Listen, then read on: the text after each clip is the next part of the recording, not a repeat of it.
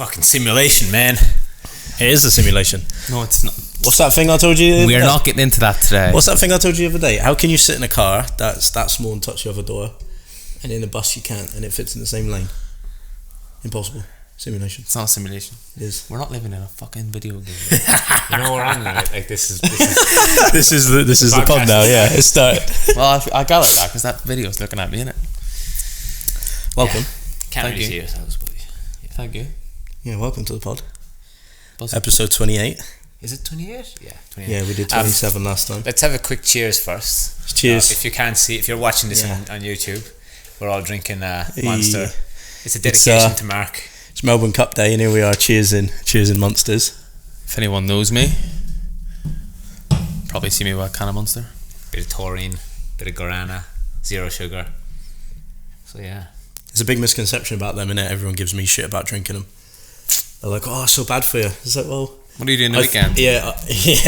But I think they think it's got loads of sugar in it. Yeah. It hasn't, has it? Oh, it has 100 calories. No, it doesn't. Let's get my fitness pal up. Hannah has something to say about it. But It's got loads of chemicals in it. yeah. Well, Shitloads. Yeah, so But it's does... got no sugar, so, you know. but so does the air. Has loads of chemicals. So We're does the living in a water, fucking so does the microwave, food. man. We are. We're living in a fucking microwave. It's a simulation. I had that conversation the other day, I told you that, with a client. About food, water, and the Wi-Fi pollution. We're living in a fucking microwave. And I'm sitting in sunbed, so I can't complain. Yeah. Bit of UV. Silurians. I'm actually super excited about this episode with Mark. One of the main reasons we asked Mark to come on, and Lee and I spoke about it heaps, but yeah, we just feel like you've such a valuable story to share. You're going back to the UK in January, so we thought we have to get Mark on the podcast before he goes back and hear a bit more about Mark Hawthorne and the life. Get to know each other more than what we already know each other. 100%. It's always good. Exactly. 100%. Thank you for the opportunity. No problem. And you know, like we'll get into it. Mark's got a great story. We'll get into it more. But take us back, Mark. Take us back. Mark Hawthorne, growing up Belfast. Best country in the world. Belfast. Best city. What, Belfast? Best country. The best city. Like Monaco now, is it? Like, its own country. I know you've got a lot of pride around it, so like you probably like, yeah, that's fucking Monaco. That's my Monaco. It's like New York City. Nah, Yeah, take us back to like say when you were a kid. What were like the kind of pivotal moments in your life up to this point that got you to like where you are now? briefly before we obviously get into it properly. Obviously I was growing up, I had quite a normal life until I was around 8 years old. I lived in a small town in Northern Ireland called Carrickfergus. My nanny passed away, and my biological mummy got addicted to drugs, and we moved into what was an estate run by paramilitary gangs. My mummy's partner, my mummy's lesbian, so my mummy's partner got with one of the men from the paramilitaries, and that resulted in conflict. We then were removed from the town. We were eliminated. My mummy had a death threat. It got pretty bad. They smashed my granddad's house up, smashed my house up while me and my sister were there, and then we moved to what was predominantly not much better, but it's where it's home now. A pretty Protestant area in Belfast called the Shankill, and where I grew up. And then from there, my mummy, still addicted to drugs, under threat from paramilitaries in a town, but we're living in somewhere where we're predominantly safe, and that's where I started to build my life. Still now, that's where my life is. And then from then, my mummy was addicted to drugs. Me and my sister walked in on her after school one day trying to commit suicide with a belt in the kitchen. Schools found out, social services got involved. I was placed in the care system at 11 years old. felt like my mummy never had a father figure. Joined secondary school. Intense feeling in school. Then got the support I needed. Got with the right foster family. Got the right love and support I needed. From then, was up and down, suspended. Went to college, cut hair. Yeah, won a couple of awards. Tried to move away from home multiple times, failed. Came to Australia, went home. Came to Australia, stayed 7 months. It'll be in January. Learnt a lot. I have regrets in 21, but it's been a big part of my journey, and we'll dive into it more. Well, thank you for sharing, man. Thank you. Very brief, but we'll dig into it. Yeah, 100%. I mean, look, to go back to Northern Ireland, a lot of the people listening to this obviously will be from Northern Ireland, people that you know, but for the people in Australia and our audience, something that I get asked a lot about when I was in the shop, a lot of clients would ask me about home and what that's like, and it's quite a hostile environment at times, you know. Yeah. I think growing up around that atmosphere certainly builds a level of like resilience and grit, and I guess emotions can kind of become quite numb because you just see some shit that, you know, no kids should really be seeing. Yeah. I think I saw something the other day, and it was like, growing up I didn't have any role models. I just had people I didn't want to be like and situations I didn't want to be in. I think for my early teenage years that was a big thing for me. It didn't kick in straight away, but between leaving school and starting my journey in cutting hair, I think I was surrounded by, apart from like my foster family and my teachers, like I had a lot of people that were in situations I didn't want to be in and doing things I didn't want to do. Yeah, totally. You know, I haven't spent much time in Belfast. I have a couple of friends up there. But, you know, for me, the first time I went to Belfast, I went to a place called Lurgan. You know Lurgan? Mm-hmm. So I did like the Irish Cycling National Championships round in Lurgan. Yeah. And I just remember going in there in the bus, like with all of the boys, all my, you know, cousins and friends from my hometown, and you know, you get to a certain point in the city and then all of a sudden you start seeing the Union Jacks and like just mad, like proper like aggressive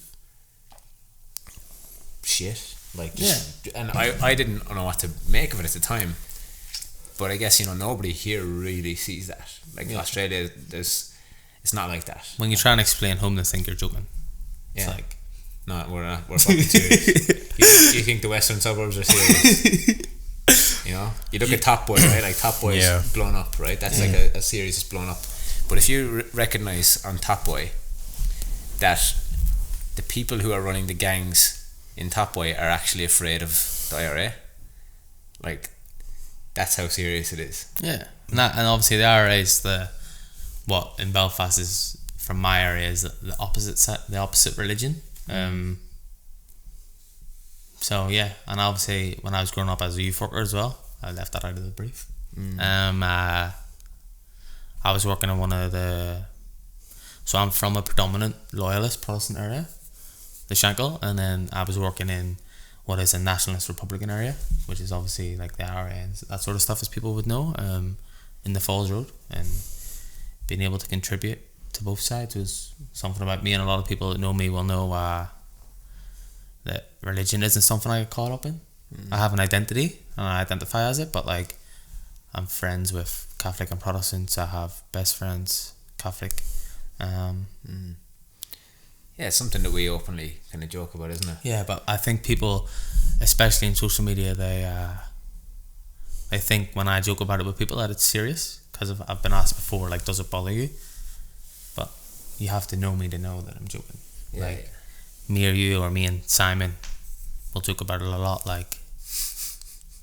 Yeah, it's just like friendly banter, but we also, being from Ireland, know where the line is. Yeah, we have that respect. You know, like there is still like, I don't know if I've ever even mentioned the IRA around you until now. Like, you know what I mean? Properly though. Obviously my granddad was Catholic as well, so I come from sort of a mixed background, but was brought up predominantly Protestant. It's polarizing up north, isn't it? Like that.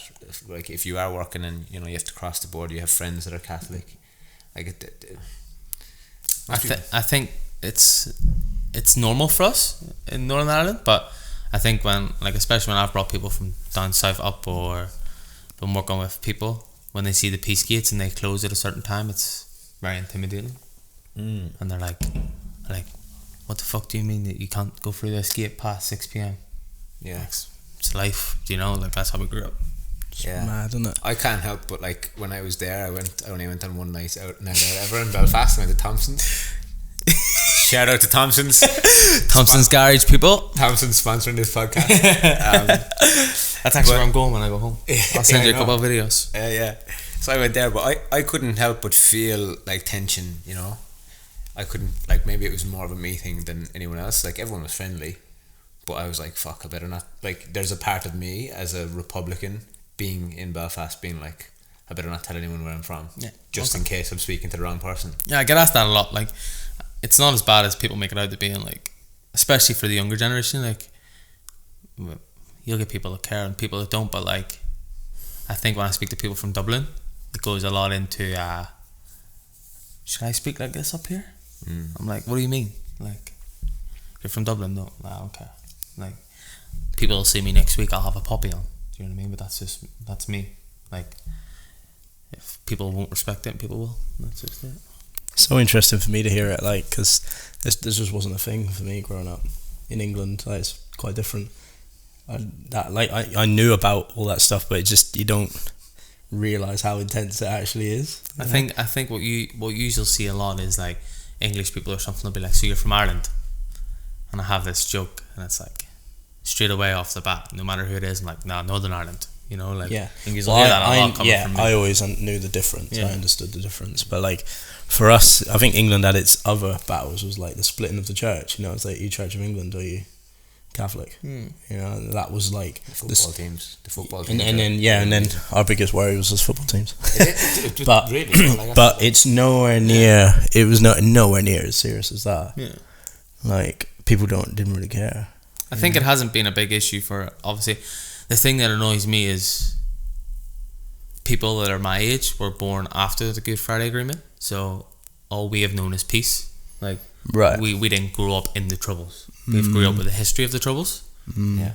You're the aftermath. When people get caught up in it now, even kids, young people younger than me, I'm like, we didn't experience it. Yeah, interesting. You're the recovering generation, right? But that comes back to something that we used to touch on in the youth work. It's like that young person is taught to hate. You weren't born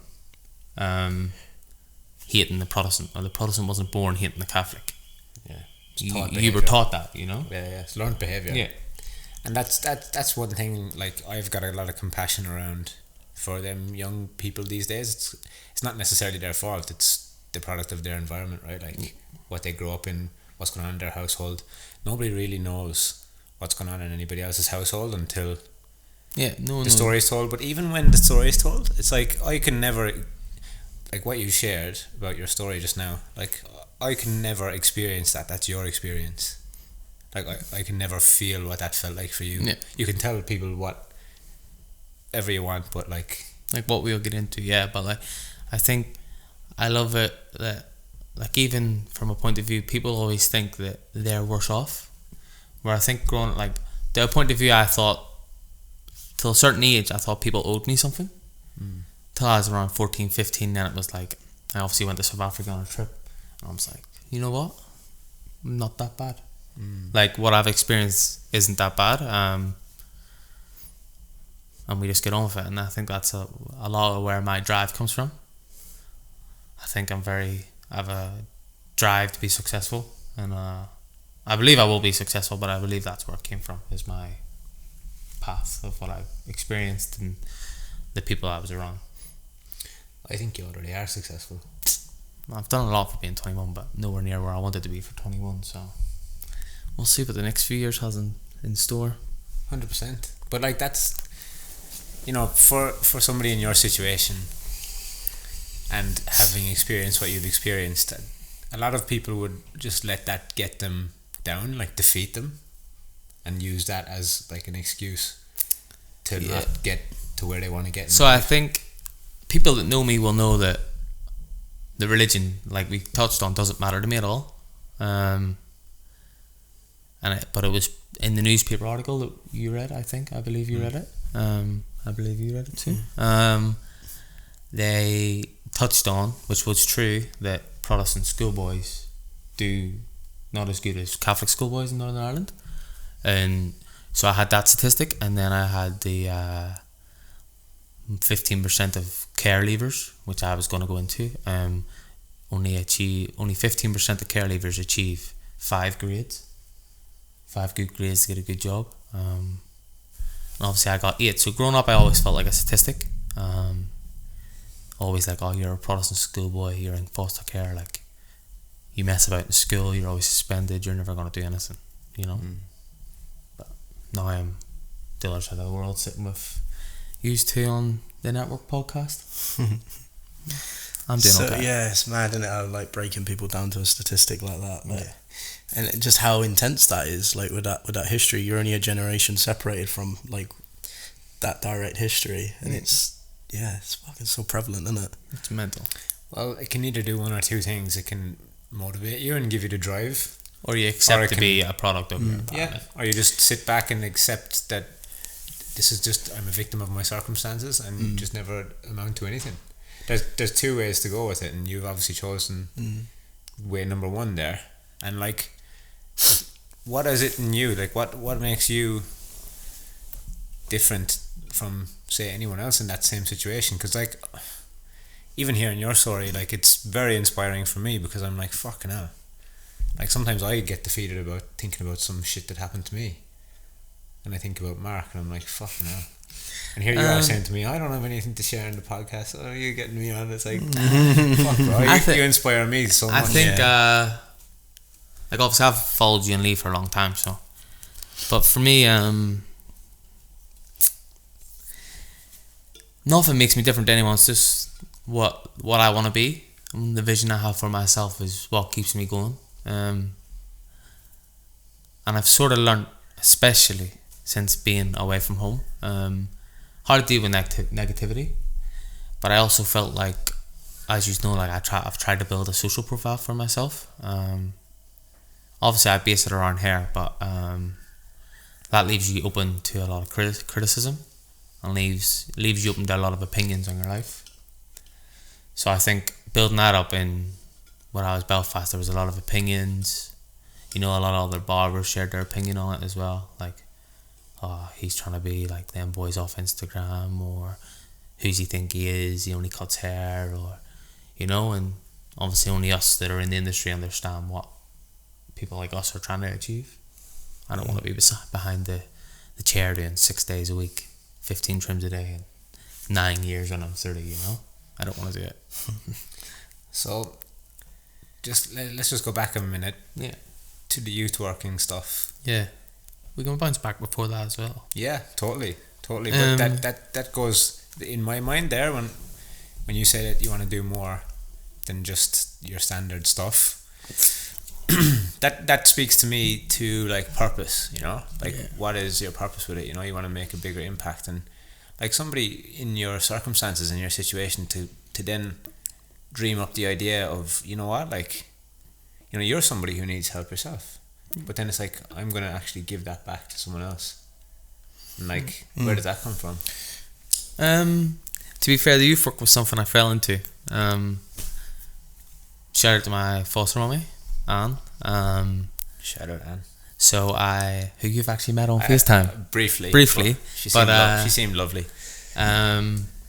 So I moved in with Emmons in 13 because my foster family before that had enough of my behaviour. They were like, oh, we're not keeping him anymore. So I moved in with my foster mum family, the Rankins. She was a youth worker in the local youth centre. So I got into that. Just being surrounded by that environment again. Every night I was in the youth club. Got to go on 2 international trips to South Africa, which really opened my eyes. That was really the game changer.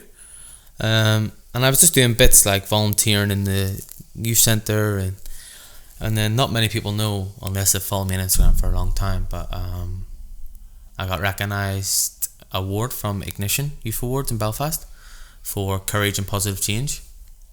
And that was one of the moments where I was like, okay, I've got recognised for what I've done. Let's help someone else. And it was through like a youth worker I had when I was in the Lower Shankill.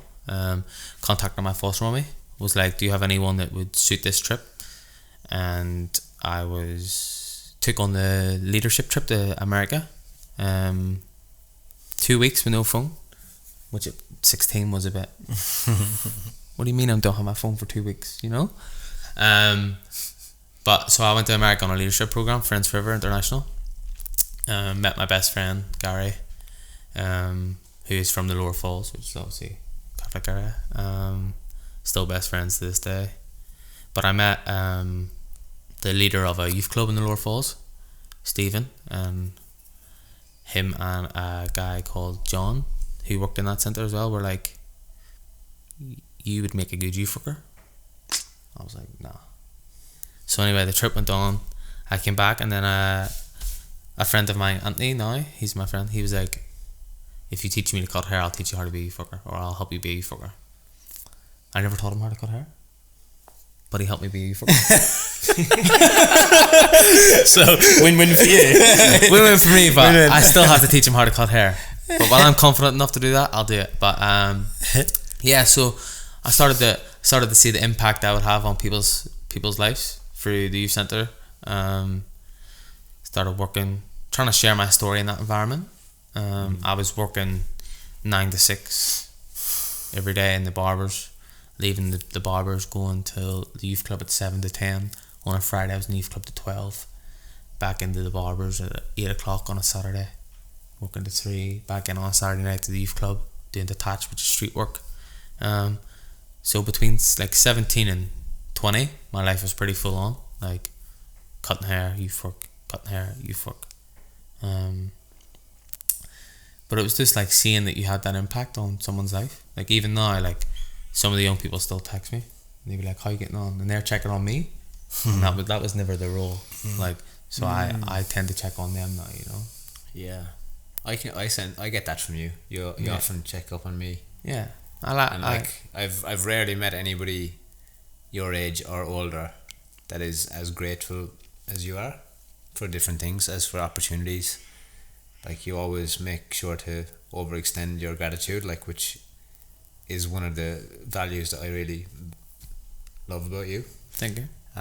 So yeah, fucking, I think that I think it comes from, again, that people help me so much. Well, yeah, I'll dive into it, but like I got so much help growing up, like from counsellors, psychologists, social workers, teachers, youth workers, family.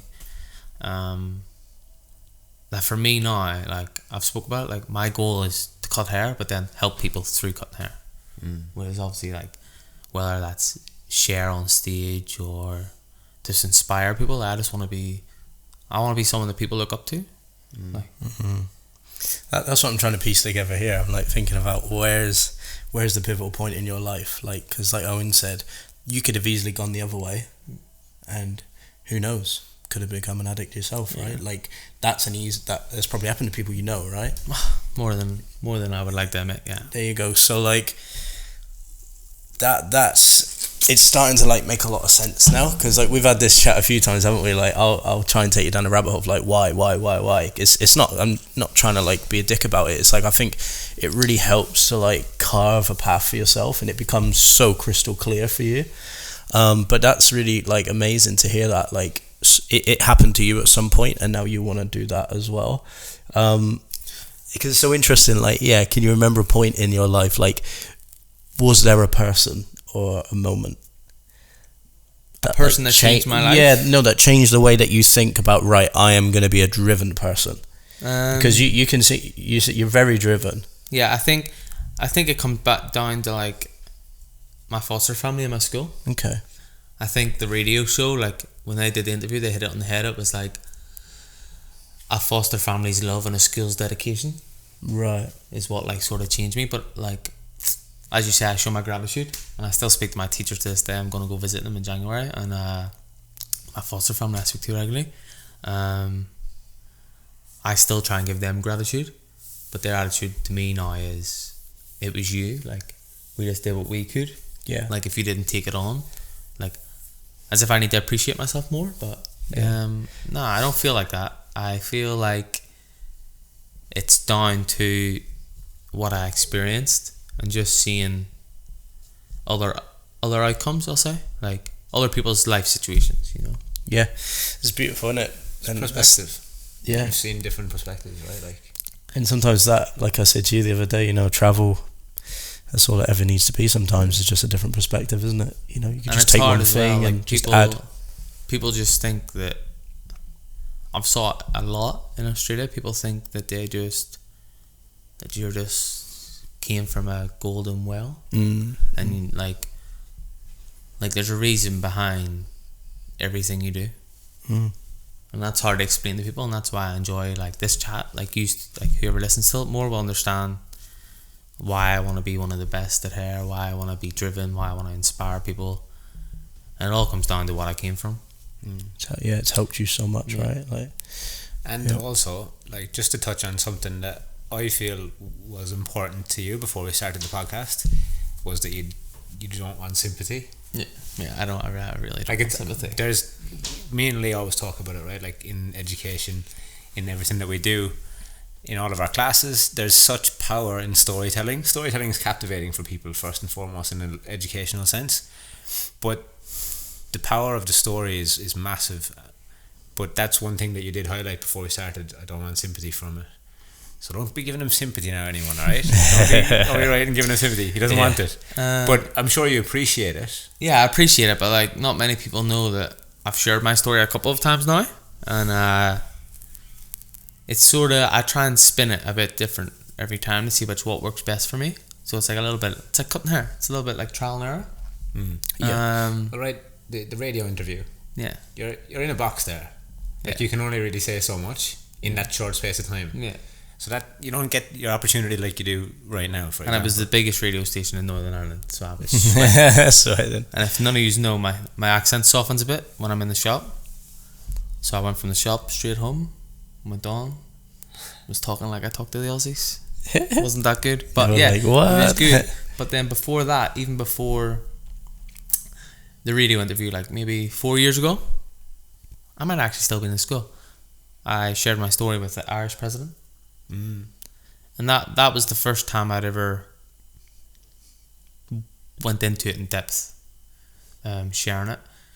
And even though I think I could have done it better, because I think when I did it with the Irish president, it was a bit like I got help to write it out, and it was like twisted as if it was for sympathy, where now I'm trying to come from more of a impactful view, like pulling the lessons out of it. Yeah, and it's about sharing what I've experienced, and that's why I do try and go so deep, is because there could be someone out there that experienced just one thing that I've experienced, and they're like, you know what, he's done this from just experiencing these things, I can do that too, you know. Yeah, and you know what, so thinking into just the experience for people and how it feels for each person, like there's no scale to that, right? Like you said, somebody could experience one thing that you've experienced, but it could impact them in such a different way. I mean, like, I've been impacted very much with traumas. Like, there is still trauma there, and like some days I'll just be walking down the road with my earphones, and you'll get like a flashback, or like something will happen and it'll be a scenario, and it's like, is this going to turn out the way that did before? And it's just about learning to deal with it. So I think like everyone will always have that traumas, and I think that's important to highlight, that even now, like, the violence from the gangs that obviously impacted my life, the paramilitaries, like that still has a very big impact on me to this day. So when it comes to like violence and stuff, it can be a bit tough, you know. But it's knowing how to deal with that and being able to speak to someone, you know? I think as well, like, getting back to the storytelling piece, like something I learned this year was like, you know, to take those stories and then talk about how that's like helped you in your life, which is exactly what you're doing now. Pull the lessons out of it, you know, because I'm petrified of that too, because I hate sympathy as well. And the reason I hate sympathy is because sympathy can be very addictive. So you can get addicted to sympathy, and that can put you into apathy. So you can be like, just roll over and let the world basically just fuck you in the ass and be like, oh well, it's all happening to me. And that sympathy can do that to you. It can become very addictive.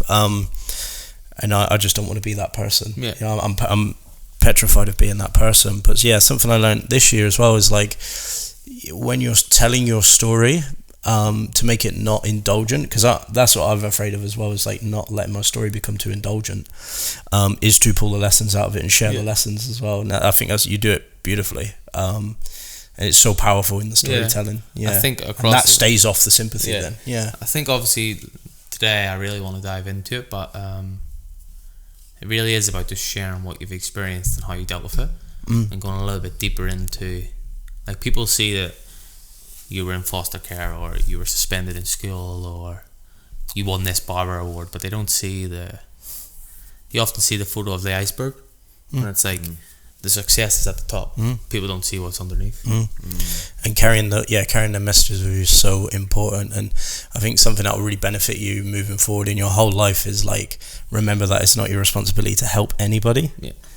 All you can do is just share what's worked for you, and then people can do what they will with that. You know? I think growing up, I shared it the other day off Stephen Bartlett's podcast. It was like, you can only help someone so much. And it was until recently I was really trying to help people close to me. And then recently I was just like, nah, I'm not doing it anymore. Because I've given up. I went away for jobs and been like, no, I'm not ready to do this because such and such going on at home. And I speak about it a lot with these boys, you know, like, I went to London at a young age and then I went home for other certain reasons, but like, that is still one of my biggest regrets. But I needed that lesson to learn that I need to put myself first in certain situations. Every situation, mate. Yeah, and that's something I think we speak about a lot as well, as like all of that stuff, like the regrets, the story, the this, the that. Everything is perfect. Like, first time I met you, you went home the next day, didn't you? And you know, for you to come back to Australia after that, that's learning the lesson from London.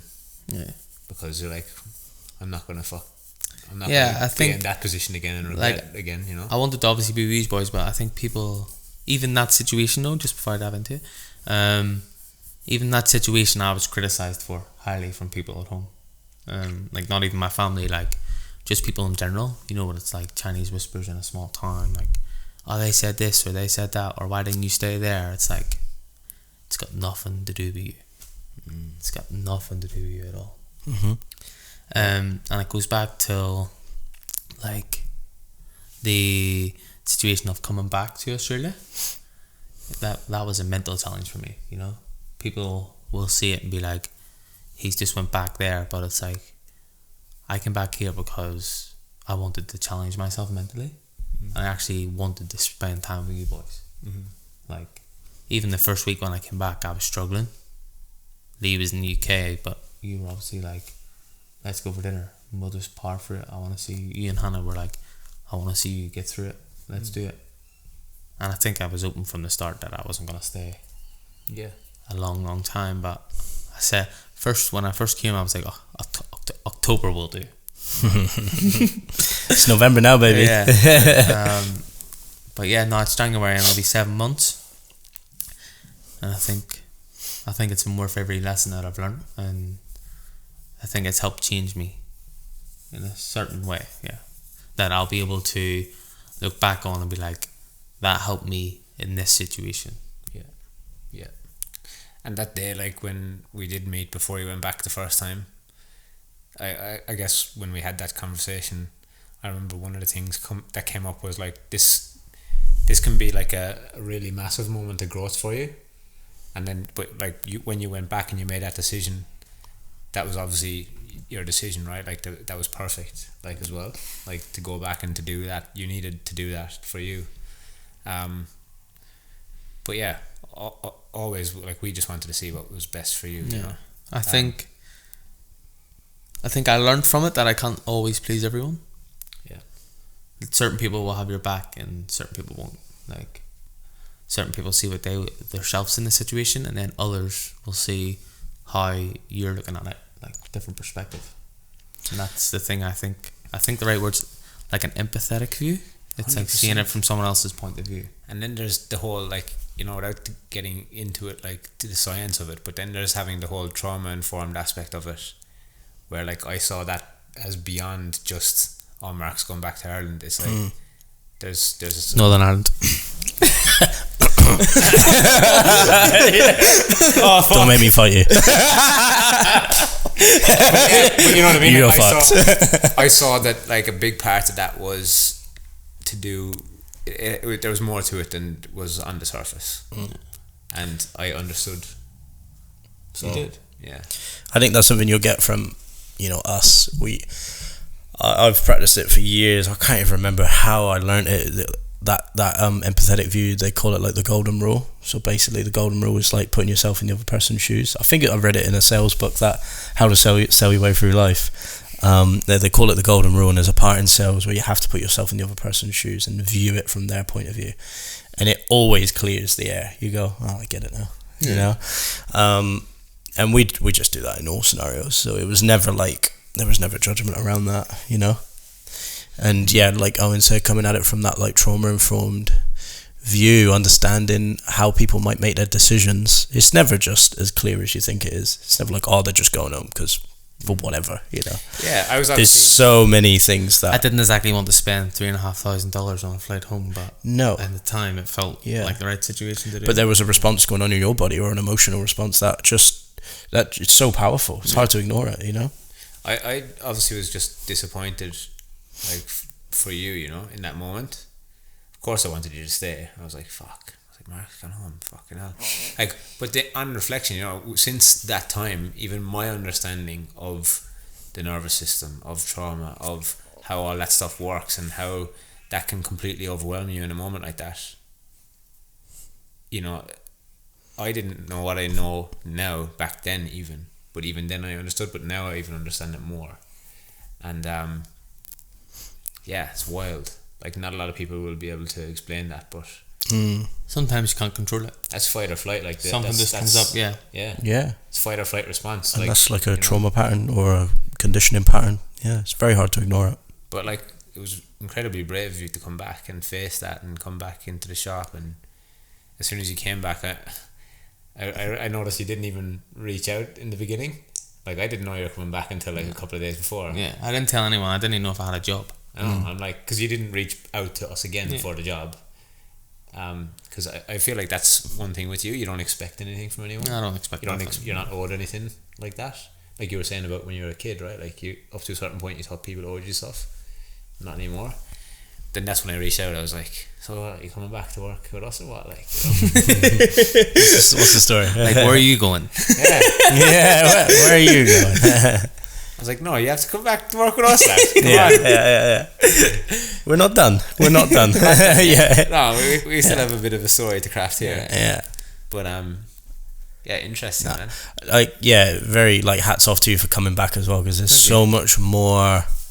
Like Owen just said, there's so much more to face coming back, you know? Yeah. There's like, whoa, what people are going to say, is there shame in that, is there judgment in that, you know? I would have struggled like crazy with that. If I left, you probably would never see me again.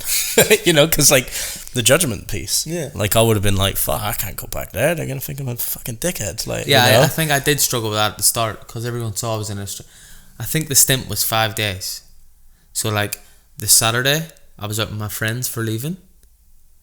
The Monday I left or something. I arrived in Australia on the Tuesday, and then by the following Saturday I was back out with my friends again. And when I look back on my photos, that's a crazy stint. Yeah, like, it was in Darwin as well, right? Yeah, I can only imagine. And I was delayed for 2 days in Australia. So I can only imagine what people were thinking, because we live in a world where everyone judges someone for something, don't we? 100%. Yeah. Well, that's the problem with social media, right? Well, what, in a situation like that, what, you're opening yourself right up for people's criticism. I think it comes back to something that trying to grow my social profile and take a step into the stage work and the education side of things. That even though some of my followers aren't hairdressers or barbers, like, building that social profile, I think again has opened me till criticism. Just like every situation I do now, I've realised like every situation I do, every haircut I do, everything gets judged when it's on social media. And I think that's something we're all into now. You know the best thing you can do? Delete it. Ignore the lot of it. Just ignore it all. Who cares? Like, just do me. I just don't care anymore. There's like a saying about originality, but I can't remember it. So I feel like with your story, you've overcome so much adversity in your life already. Like that type of shit should just go fucking straight. Well, I think that's something I've spoken about before. It's like someone be like to me, "Oh, they don't like you, Mark," and I'm like, "Cool, I don't give a fuck." Yeah, don't worry. But like, cool. Like, do you know what I've fucking grown up with? You know what I mean? Like okay, you don't like me. Like, I think I care that Joe Blogs doesn't like me. Or like doesn't even know me. Or like if I wear something different, they're like, "What are you wearing that for?" It's got nothing to do with you, mate. I feel like you're quite a sensitive guy though as well. Yeah, I can be sensitive. I feel like you don't want anyone to take you out of. I've got a big trigger, which is like being misunderstood.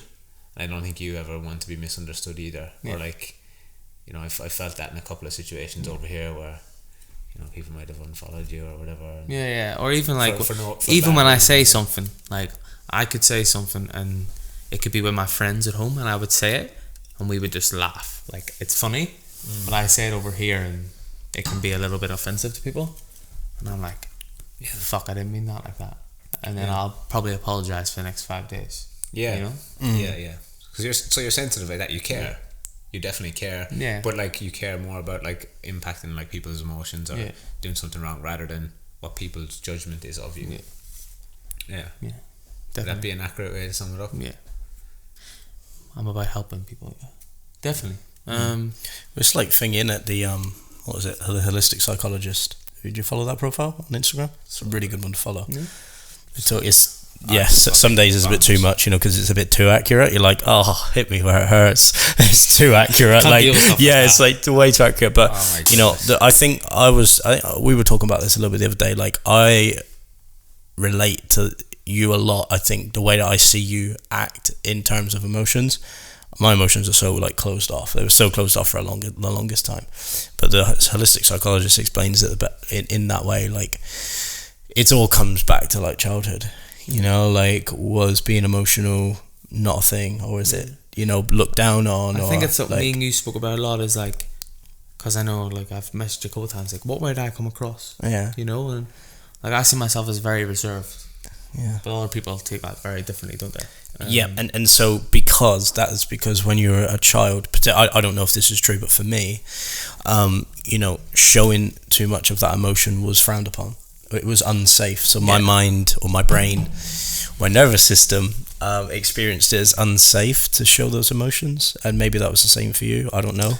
But then it transpires into an adult. We're not good at showing it. I think me being so reserved comes from, again, like from like 16, 17, trying to live such an open life and let people see me as like a book, like an open book, and be able to, like, because I want to share my story. Like, me sharing my story leaves me open to someone's comments or someone's good. I see it as a good thing. It's great. If anything, it just gives you a bit of a gauge of where the world's at. It gives you a gauge of how much pain everybody's in, because they got to be in a lot of pain to give you a comment like that. And you're like, great, I'm on the right track. There's a lot of people I can help here. I think I'm in a situation now too where like someone be like, oh, they don't like you, and I'm like, cool, I'm doing something right. Like, you're doing something right, and it's just that gauge. It's like, right, that's someone else that needs help. That's all. I think you've just got less tolerance for people pleasing and bullshit. Facts. Which is, there's nothing wrong with that. The world needs more of that, actually. We need more Mark Hawthorns in the world. Because especially in a country like Australia, one thing I've noticed about Australia versus Ireland. Let's not start me about Australia. There's a lot of people pleasing. Like, people will just act a certain way, and that comes down to like so a holistic psychologist shares something about this as well, about people's parents telling them to act a certain way when they're kids, like, oh, make sure you behave yourself when you're at this person's house, and you do this and you do that, and then it just pulls you completely away from your own internal value system to the point where you just people please and make everyone happy even if you don't like a situation. I just think you've got less tolerance for that, so and that's where it's maybe picked up wrong, but that's fucking great. I would love to be more like that. I even find myself, I slip into people pleasing patterns all the time. And one of the explanations for that, I heard it might have been the same person said it, talking about like parenting styles. Some parents parent for them, not for the kid. So telling them to be a certain way in a certain scenario, or do this, do that, that's the parent parenting to make the parent look good, not necessarily for what's going to be best for the child. And look, if it is, you know, a bit of an etiquette scenario, look, don't do this because, you know, it's just respectful to not to do that. That's a different thing. But I see it all the time. Parents parent for them, not necessarily what's going to be best for the kids. So it's quite interesting. Yeah, it's all about the image, you know. It's all about how it looks.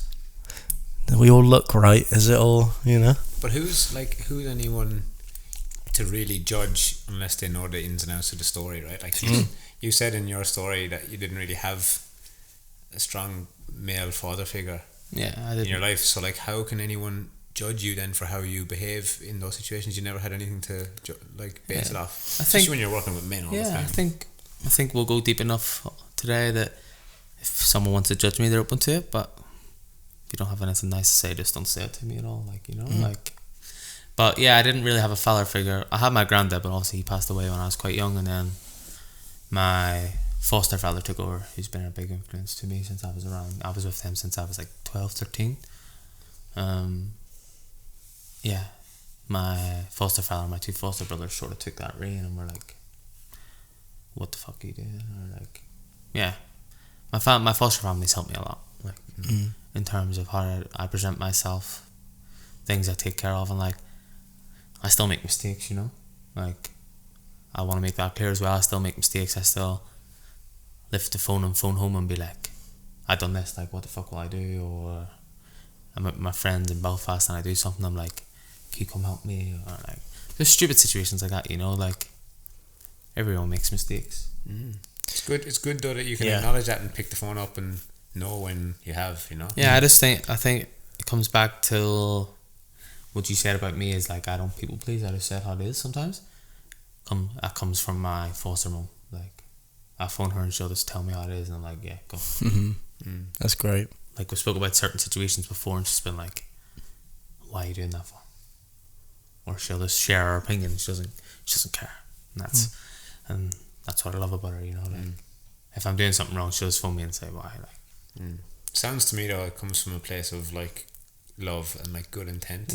Like she's not just telling people off for the sake of it. Like even when I say I was coming back there straight, why the fuck are you doing that for, you know? Were you gonna spend all that money to fly home again? Like what the fuck are you doing that for? Or like obviously you know what I want to do next. It's like I phoned her and told her, and she was like, okay. She saw what I've done here. Like I think it's hard for people to look in and see what I'm trying to achieve in the hair industry, but like when I have a conversation with you or Owen, you understanding like what I want to do next, and she saw what I've done here alongside you boys. She's been like, okay, you obviously have a rough idea what's gonna go on there, like, you know. Oh, hey guys, so if you've been regularly listening to our podcasts, you'll hear us speak into the power of branding and personal brand. Well, we believe it's almost as important as cutting hair in the modern day landscape of our industry and world. Therefore, we have recently engaged a branding expert with over 20 years experience to create a brand accelerator course on our online platform, The Network. To learn more, please visit the description of this podcast. Now back to the podcast. This is just another part to your story though. Yeah. You know, you're 21 years old. Like this is just another I think 21's young. piece to your puzzle. Mate, I'm 32 years old. I'm over 10. I'm 11 years older than you, mate. I know this is a blip in your timeline. You're double fucking Mark's age, mate. No, he's not. Double? Fucking school did you go to? No, but like How is that going? You've lived another half of Mark's life, that's what I mean. Yeah. Fuck me dead. I know. So, fuck me dead. but that's why it's so good to have I got perspective Christ. on you. I'm not far behind. I'm Yeah. not talking as if I'm fucking You're getting 22 or close. something like. Yeah, I know. Again. But this is just a blip in your timeline, and it's great to experience. I think that's something that we talk about a lot. I'm like, I should have been doing this at 21, and you're like, No. just Get rid of that word. Yeah, like just like Get rid of should. yeah. Should and need. Just get rid You of know, it. like sometimes like It's all when I was perfect. like 17, you know, before lockdown. Oh, and sometimes I forget that we had 2 years of lockdown. Yeah. I didn't really cut hair, you Yeah. know. Yeah. People are like, how long you cutting hair? I'm like 5 years now. And it's like actually didn't cut hair for a year and a half. Yeah.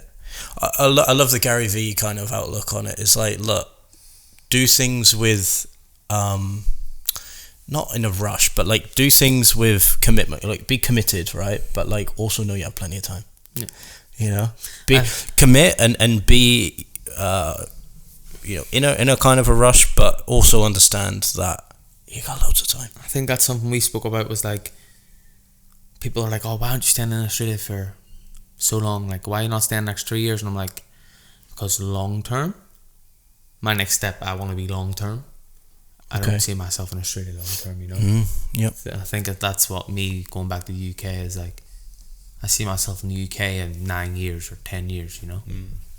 I think that's what I want to set up now. But like, I know when I go back to the UK that I won't stop speaking to these boys, you know? And that's why I'm appreciative. Like, Yeah. because I feel like if I ever need advice, I can still drop you a message or drop one a 100%. message and be like, what the fuck do you think of this situation? And I know these boys will be open with me, you know? And I think you're doing a really good job. Like, it's funny because like I joke around with you sometimes as well about like how many days you got left, Mark. You know, how many hours, how many minutes. 71 days today. But like, On the chalkboard. but I think you do a good job also of like you haven't actually. You probably learned more about life out here than you have about hair, in terms of like, you know, living, having to get an apartment, dealing with all that Yeah, stuff. I think I've spoke about it. It's like, I wasn't amazing at hair before I got here. I'm not amazing at hair now, but I think I had a good standard of hair knowledge behind me. And obviously I've picked up on bits from certain people in the shop and stand over Lee's shoulder. Obviously Owen hasn't been about, but I'm joking. Do you know what really changed it? The network. Yeah. Remember that? The online education Them platform? videos, the innit? best online education videos platform in the used world. it, Yeah. Yeah, It, that it changed your life, didn't it? Yeah, it changed my life. Tell them. Tell the Network audience. changed my life. Well, yeah. If you want to Shameless buy it plug. when I'm Anyway. in the UK, please hit me up. I think that you know, yeah. Hey. But I think yeah, when you, I believe anyway. This is just maybe my opinion, but I think when you leave Australia eventually and you go home and you have, you know, you get to our old age, you might look back on it and there might be more lessons that you'll pull out of it than what you can't even really see now. Maybe, who knows, in 10 years, amazing at hair, I might do a little Australian tour. Yeah. Who knows? Exactly. Sit with the boys. Well, Mark's going to Well. do some education on the network soon. Yeah. So if anyone wants to buy his little online course, this is accountability at the highest level now. This is Yeah. accountability. There's no fucking about now. The internet's got it now, mate. You're open to judgment and I everything. don't want judged. Visibility is accountability. You came on the podcast. That's it. But yeah, man, I think You know, like that. I think I spoke about it yesterday as well at the class. Like, that was really great knowledge. you got more? Is there more in there? How long were you holding No? that for? How long were you waiting to plug that in? I was just waiting for a moment, you know? I just didn't listen to anything that happened through this conversation. I was just waiting for a moment. But yeah, talking about it yesterday, I don't even know what I was going to say now. So, cut everybody off. But, talking about, I think for you, like, it's not even about what you do with your hands, you know, it's all them other lessons I think are going to make you a better stylist, you know? Like I said it yesterday in the class to the girl that I was teaching there, and it was like, you know, again, like we always say, the what's always the same. You know, what we all do is the same. We all cut hair, we all just shorten people's hair, take length off. But it's the how and the why that changes everything. I think those are probably lessons that you've got out of coming to Australia. I think right? I'm in the It's process now of where, like, I'm training my eye a little bit more. You know, like, you're exposed to different, you're you looking see forward a bit different more, things, like, right? If you go on my page before I came to Australia, I had quite a clientele in Belfast and crops or skin fades or coming up. And I think that was my biggest challenge when I came to Australia, was like, certain people were just like, he can only crop and skin fade. And then I got cutting and people were like, he can actually do a bit of scissor work. Now we're getting somewhere. Yeah. And then I did Now we're getting a couple somewhere. of graduations on social media, and it was like, Mark Hawthorne can do scissor work. And then I feel like the fading's went out the window, but We'll get that back. Can't paid anymore. You obviously you have ambition, right? Like you have ambition to do education. Yeah. I mean, even from a distance, just watching, you've been to plenty of our classes now as well. Yeah. Since you've been here, I reckon, like, you're seeing us like in our rawest state at the moment, like, and I mean this in the because I do care. So I mean this like I do care, but I also don't give a fuck. I can't wait for this. Actually, I really don't care. Like, but I do care. But I don't give a fuck. But I do give a fuck. And I think you've probably seen that aspect of the way we teach and stuff. I think it's definitely different to the UK. Yeah. Like from what I've experienced back there. And it's forever changing. You came at a really interesting time, and I think you came at a time where, I wish I could be around more and help more, but I just can't. Yeah, but I'm literally like fucked. You've always been you've always been there when I've needed you. Yeah. But I'm literally I'm fucked. Like we literally just called off that Philippines trip because I'm just fucked. And I'm trying to pretend like I'm not, but I'm really fucked. We'll leave it at that. But yeah, I think like there's a part of me that wishes I could, help more and give you more of the lessons that you kind of came for in Australia. But I'm sure like in time that will register more, like thinking about all the fucking cool shit that we did do. Yeah, I think I've said it before and I'll say it again. I'll say it on my social media a lot because I'm quite active on there. What's your tag again? Just at Mark Hawthorne _. Nothing complicated. Yeah. But I think it's definitely been more personal lessons for me. Like, one of the challenges I always faced was like leaving my foster family's house and losing that security. And being like, fuck me, I'm on my own. Like, as you know, I've said it before, like when I go back to the UK, I'm not going to stay at my family's house. So like the security is completely gone, and it's like if I leave here in January sometime, I have like 14 days of accommodation booked that I can figure out what the fuck I'm doing next. 14 days. Well, that's boy to man stuff right there, right? That's like growing up. That's the full transition from boy to man. Your Australia experience. Yeah. And that's what people who may have criticised you don't understand. When they have their home fucking life and their family or whatever they have, you can't judge anyone's situation. But that was the thing that for you when you first came to Australia, right? Like the first thing was like, fuck, what if there's nowhere for me to go when I go back? What if they fill the space? What if, the what ifs? And it is filled now. Yeah. Yeah, my foster family's, God bless them, obviously took on another 2 kids, which is amazing.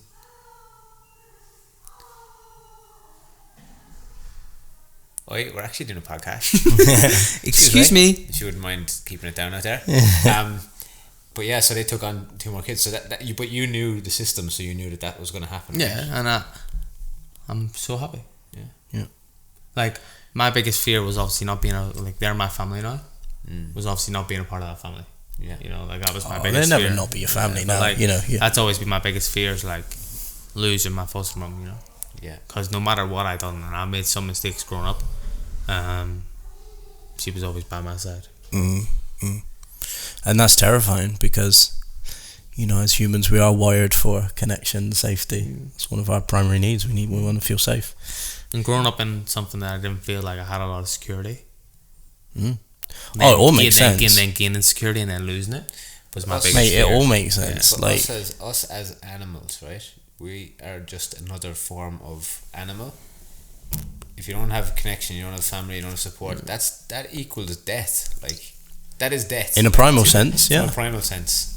So like, it's over. That's why there's such a reaction in the body when it comes to them situations. It's one of our primary needs, that hierarchy of needs.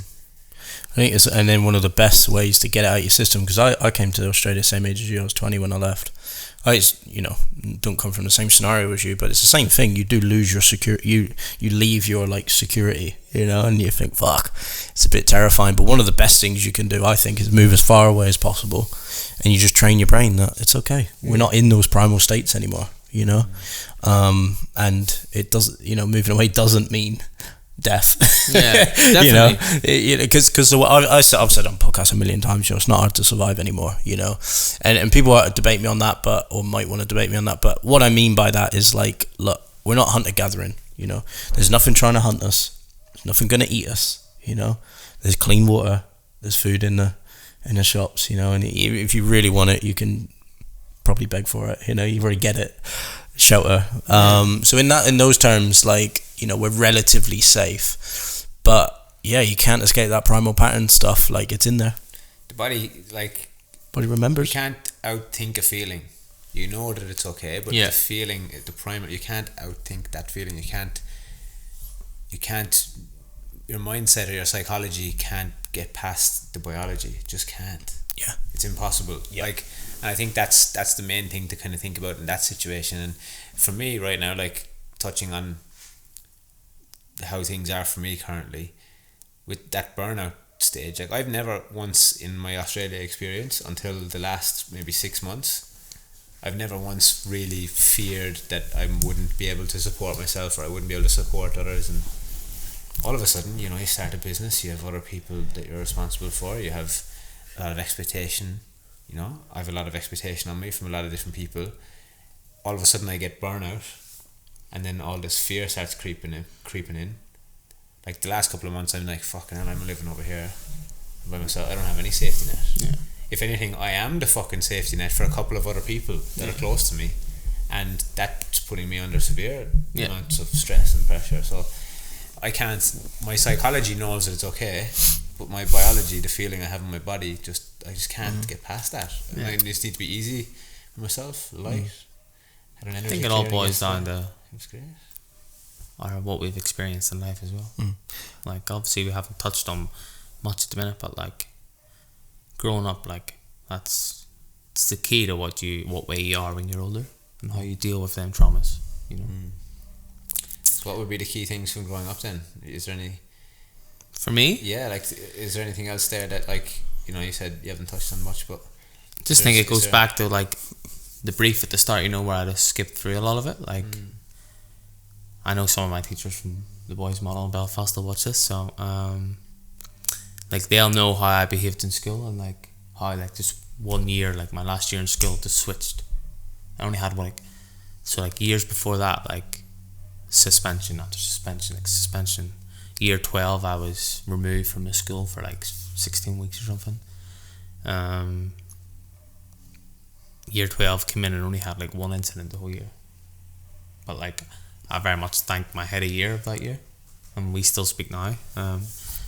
Me and Mrs. Best, yeah, we speak a lot about it. We only had one incident, and it was a comment that was made to me in year 12. It was like, I got someone from like year 10 said like, sure, you're in foster care, your parents didn't love you, you know. And like, it's like them comments that can always creep up and be like, oh. Or like, my mum was a lesbian, so people like, sure, your mum's a lesbian, like, she doesn't love you, you're in care, like, she was addicted to drugs, she chose drugs over you, and all that stuff, you know. Like, they're the things that all stick with you. And then again, it boils down to the statistics. It's like, for me, I was always like, no, I want to prove everyone wrong, you know. Like, don't want to be just another Joe Blog that's part of the system. But I think the care system in the UK has all the resources it needs if the young person's open to taking them. A lot of people aren't. A lot of people are like, oh, social workers are fuck them and like, I have the most respect for a social worker. Like, they're just doing their job. Like, I said it in the radio interview, I'll say it again, like, foster care was the best thing that ever happened to me. Like, that's what changed my life, was being took into care. I don't know where I would be if I didn't. But now I like people, now that I don't speak to family members as such, now I did in the radio interview, now I don't. People will see me on Instagram or on Facebook or doing this X, Y, and Z, doing the Gold Coast show with yous, or being in Australia. People think you give all this money, you know, and they're like, a couple million out here. They're like, you're in Australia, you give all this money, or you're earning this money, you're earning an amazing salary, like, and you're not providing for them. Well, one, I don't speak to them. I don't want to provide for them. Two, I wish you could see my wallet. You know. Tell me about it, bro. Yeah, it's like, but that's like people's expectations nowadays. Is like, he's in Australia. He must be earning like X, Y, and Z a week or a month, or he's just cutting hair here and there. He's on the beach the rest of it. I wish. Yeah, I can relate. it was a similar thing for me coming. Yeah, when I used to like, I don't know, whatever, complain about the weather or whatever, and people are like, oh, poor you. Oh.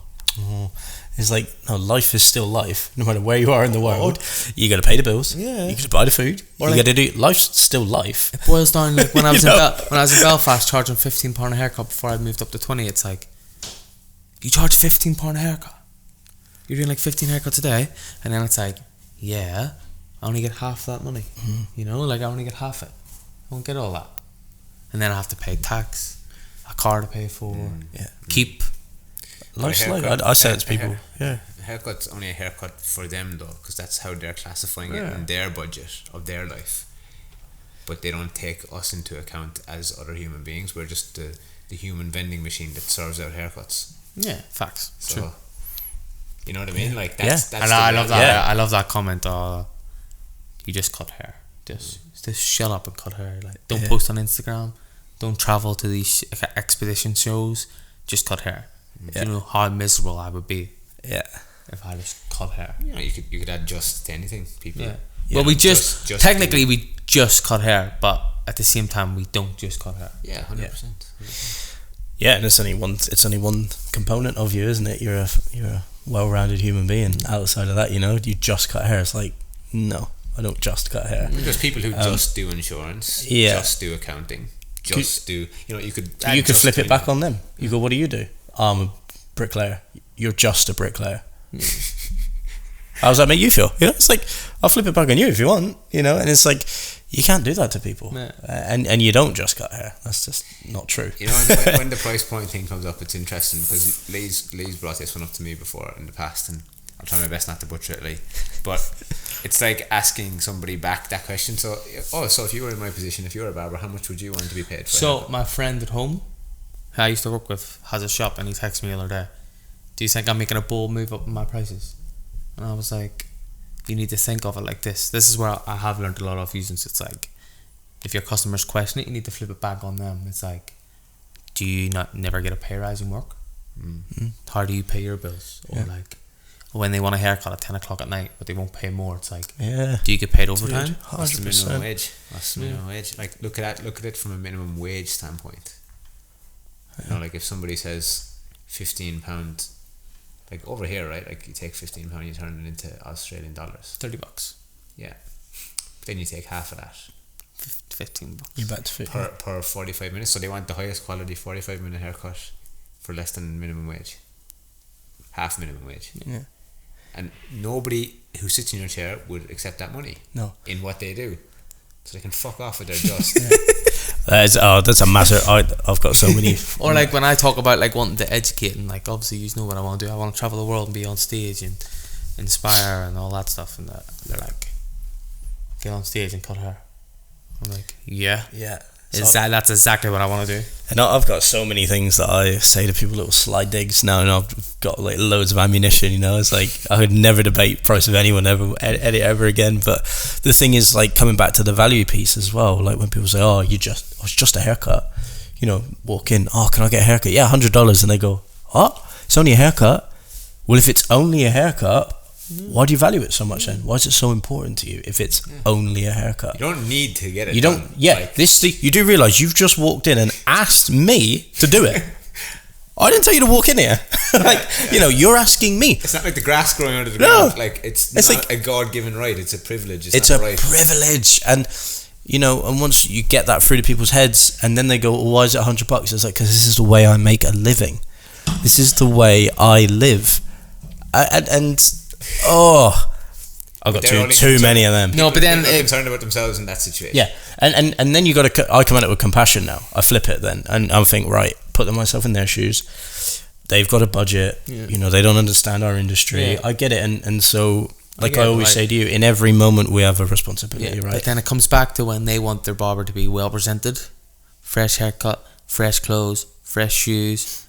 How am I going to afford Nice that if I'm environment. charging you $30? Yeah, exactly. And their experience isn't your responsibility. How they experience what's going on isn't your responsibility. Our responsibility is to provide an experience, but how they experience it, that's not up to you. You can really control that. But yeah, there's so much in that. Just give it to them, bro. Go back to the UK and fucking give it to them. Change that whole industry, because I think in the UK it's probably a bit more toxic than it is here, to be honest. Well, I think obviously, you know, I'm not planning on being in Belfast again for at least another 3 years, and then I'll run it up. But yeah, I believe I'm going to go to London. Hopefully.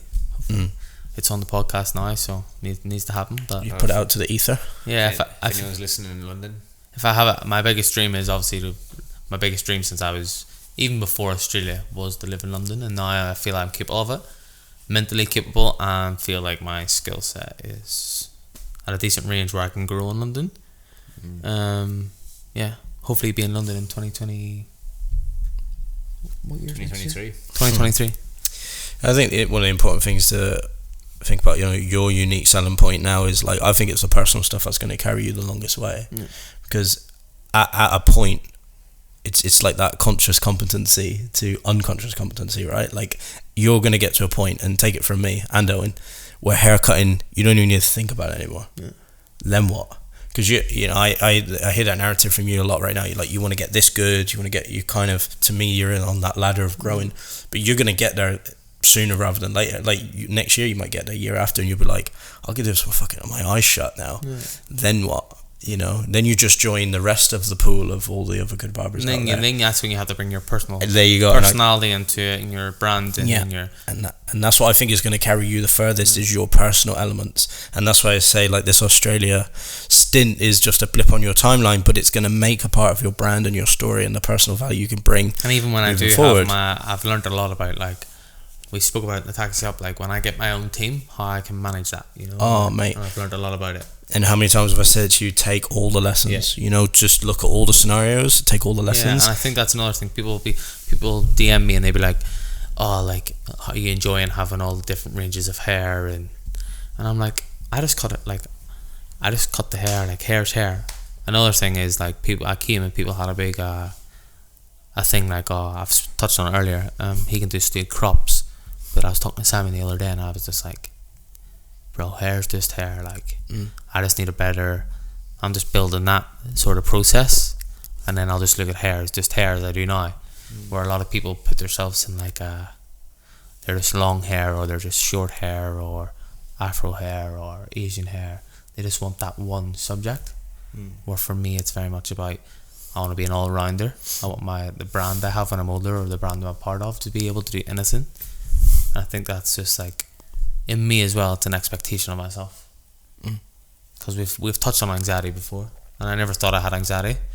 I don't say I have anxiety now, but I do. When I read about it, I do have certain triggers on which, like, under pressure, or I'll overthink something till I'm sick, till before I do it, or I relate to that, man. I was like that for a long time. And something that really helped me was, like, have those standards. You gotta have standards, else what happens? You just get mowed down. You know, like, people just walk all over you. If you don't have standards in life and, like, something to work towards, you may as well just fucking quit everything, you know. But the key thing is not to get too emotionally invested in those standards. If it doesn't happen, you're also okay, you know. Mark Hawthorne is still enough, whether that gets done or not. But having those standards just keeps that level of excellence in your life, you know. And you're a person that cares about a level of excellence when it comes to all things that you do. I can tell that, and that's great. And that is better than what most people are doing in the world. You know what I mean? I think that Friday is my favourite day of the week now. I see Lee in the shop, and I'm like, it's pep talk time, baby. What do you think of this? What do you think of this, Lee? What do you think of this? So, you know, he's been saving up all these things. When Owen comes in, it's like, hello, Owen. You know? Yeah. You know, it's interesting for me, like, listening to you saying that, like, it reminds me of a certain time in my journey, and yours is obviously your own journey. You might never get to this point, but for me, like, I used to think like that. Like, I used to think, you know, I just want to learn everything about hair. I just want to be the best men's hairdresser there is, like, or men's stylist. Like, Yeah, and like That's it. I got to a point where like I was like, yeah, I've got all this other stuff to learn. I still have a lot of other stuff to learn, but I'm at the point where I don't even want to learn it now because I'm okay with my current skill set. Yeah. Like my current skill set is well rounded enough to do the work that I want to do. You can do any haircut. Not really. This guy, bro. If I wanted to, I could, but right now I couldn't do like a bob. Like I could do it, but I couldn't execute it well. So like there's a couple of things like that, but it's like, then do I want to do it? No, I'm not at that point right now. So like, I think that comes down to self as well, though. Yeah, like self priorities, you know, like. But the lesson there for me is flexibility. Yeah. And like I once upon a time would have not been as flexible as I am now to go in any direction. Flexibility is a big lesson for me at the moment. Yeah. And I think it's cool to have that little bit of flexibility too. Like, just be open minded, see what comes your way, see what doesn't, see what matches, see what doesn't. You know. How good are you on a twister, Matt? Well, not that type of flexibility. I'm fucking awful with that. Should we do some yoga? But like, I'll put my back out with that kind of shit. But that is a beautiful lesson, though, and I think, you know, like I don't know how to get this message like to you the best, but like I just think it's a flick in the mind for you. Like I know you've got the hand skills, like you can see it. Someone said it to me once years ago. I was probably just slightly older than you. They're like, I can see it in your hands. You've got it. Yeah, I think it's just switching it in the head, and like something that before I finish this is like something about Simon Sinek said was like, you're only ever the best on certain metrics. And you obviously have metrics for yourself, but understand that that's subjective as well. So you being the best men's stylist ever, to what metrics? I think for you it was just flick of the switch in the mind. If you just go about your energy is, I am one of the best men's stylists, you'd be amazed at how quick it actually get there. I think that's what I want to, like, the point I want to get to. It's not about people saying I'm the best. Like, obviously I want to be recognized in the industry. We've touched on that before. I want to be like main stage last week. I want to be coming and doing a show like that and helping others, you know. But I think it comes to my own level of confidence, because obviously it's something I'm working on now. Is my body and my weight loss. Down 6 kilo, people, everyone. Shout out to Coach Colm McCart from Belfast, helped me with that. It comes down to self-confidence. I think I lack that a lot. You saw me before I got on, I was like, hard eye look on that camera. Before we start this, hard eye look on that camera. The knife, you know, the last yeah. You haven't saw that video yet. I have. I've seen it. Oh. I see things. Hey, don't worry. I have eyes everywhere. It comes down to self-expectation and self-confidence, I believe. And like, I think my next step, obviously, for getting to where I want to be on stage, is 1, my self-confidence, and 2, self-confidence within myself and how I look, and not being scared of someone taking a snap of me. And then self-confidence of, this is what I'm doing on this hair, and this is how it's going to turn out, you know. But again, that comes down to personal. It's all subjective too, right? A lot of it is subjective. Like, one great thing that Barber Joshua P says, and he has said on his Instagram, what I've seen, is like, to somebody you are already the best men's hairdresser in the world. To your clients. Well, I think you saw last night I only shared one of them, but on my question box I had like 3 or 4 inquiries for doing classes in Derry and Belfast. And I'm like, don't know if I could do that, but the inquiry's there. So I was like, 2023, we'll make it happen, you know. We'll do that. Why don't you do some here before you leave? That could be a possibility as well. Academy. You want to do some one-on-ones, get some groundwork in, get some mileage in there. Get some mileage. We'll help you with that as much as some air points. As much as you want, bro. Yeah, bro, definitely. So if anyone's listening and you want some one-on-one with Mark before he's gone, now I would snap it up. Now is the time. The time is now. It's never been a better time. Just click the link in the bio, man. Yeah. Click the link. Here. Click the link. I might just put it in there. I will add it to my link tree. But honestly, like, take that out as an opportunity. You know, like, for me, getting into the education space, you're never going to be ready. You just got to do it. Yeah. And I think, obviously, you two believe in me. You've done it already. You've fucking done it already, man. You two believe in me, and I have people in the UK that believe in me as well, you know. 100%. I think that's been my biggest thing. Because obviously, sometimes you hear me a lot, I'm like, I'm so fucking old. But then, sometimes I'm like, I'm so fucking young too. Like, when I listen to like Gary Vee or something, I'm like, you know what? Because everyone I look up to is older, like above 28 at least. You're above 28. Just. So like, yeah. So like most people I look up to, Anyone I think younger than me, fuck them. at least 25. The more I think of it now, like, and they're all older. So I'm like, you know what? I have time, but something for me is like I always want to achieve it in the present. Yes. Like I want to be. You want it now. I want to be on stage at Salon International now. You know, like you need that. You need the time to develop. You know, but you need that drive in you. That's where my drive Otherwise you comes won't from. get That's where my drive comes from. You know. So I love that. So me and Owen listened to the same podcast. Was it the Whoop podcast with Stephen, or was it another guy? They were talking about building great teams, right? And this is why there's a reason we believe in you, and that it's not everybody. There's probably loads of people that want to be educators out there. Something we did a little task the other day looking up at SEO stuff for our website, right? And there's ways you can find keywords that people look at. One of the biggest questions that people type into Google is how to become a barber educator. Can I become a barber educator? How do I become a barber educator? So it's huge right now. But out of all those probably thousands of people, there's probably like a handful that you actually believe in. And something that I really loved that this guy said at Whoop was like building strong teams. He looks for commitment, intensity, and humility. And I think you've got all three of those. You know, and something that you said to me, which fucking stroked my ego like crazy, like when I was doing all the main stage stuff, was like the commitment. You were like, you're committed. And it's funny because when working with Melissa Maskey, one of my fears is like not fitting in, and not fitting in from a effort standpoint. And one of my highest values is effort. And when you were like, I love it, you're committed, I was like, fucking right I am. Like, you know, but there's an element of intensity and commitment that you need to be successful. I don't give a shit what anybody says. You can't, it's very hard to be successful without having commitment and intensity, but have the humility at the same time to go, you know what, maybe I'm wrong, and maybe I'm not the best, but to have the both. There's not many people that have both, and you have both, and you can tell that. You know, there's other educators out there that are probably a few steps ahead of you, but guess what, they got the intensity and the commitment, but they don't have the humility, and oftentimes that will trip them up. And I think just carry that with you. I think just trust it, just trust the whole thing. I think you'll be fine. You know, what, 4 years to I'm 25? If I can do half the stuff I want to do by 25, I'll be happy, you know. Well, like we said to you as well, you know, we can help you with that process though. You know, let's put in some sessions and reverse engineer that whole process, and you'll have it all done by 25 and more. We're in a shoot in 3 Yeah. weeks, you know. And Lee and I say it all the time before you go back, like, we really want to help you progress as much as you possibly can before you go back. 9 weeks. It's got nothing to do with us. Like, we don't benefit from it once you're gone. It's just because we actually care.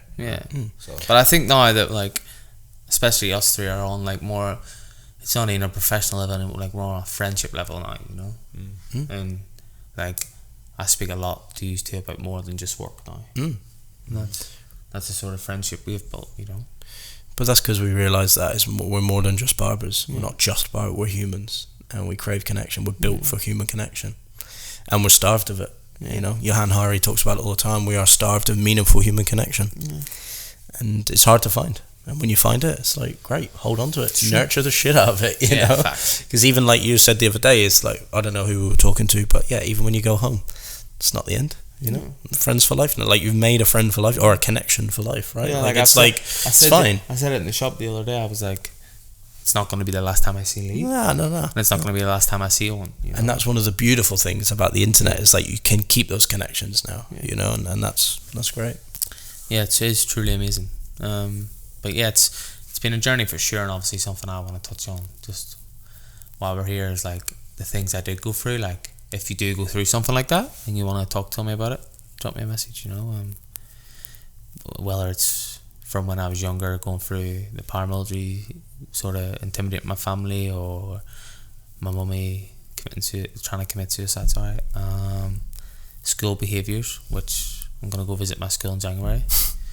Offer some. Can we just say, what did you do at school to get kicked out? I got brought back. But I've never been expelled in school ever. Have you ever been suspended? No. So what do you have to do that? My first year I got 8 suspensions. Go on, tell me. How do you this is like, how to get expelled 101, alright? So like when you're in care, you have a looked after child meeting. It's called an LAC. My head of year, Mrs. Best, who I still speak to now, she'll shout at me for calling her Mrs. But yeah, she texts me all the time and just be like, "Call me by my first name. You're 21 now." I'm like, nope. That's a respect point of view, you know. Yeah.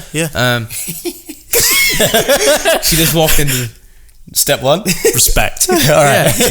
She walked into my meeting one day though and was like, it was like this thick. She was like, "So that's Mark's behaviour record for like the past 12 weeks." My foster mum just looked at me, bro. I was like, and you're like, oh. She was like, I was texting her when the newspaper came out. She was like, "I'm gonna print you the whole thing one day." I was like, "Please don't."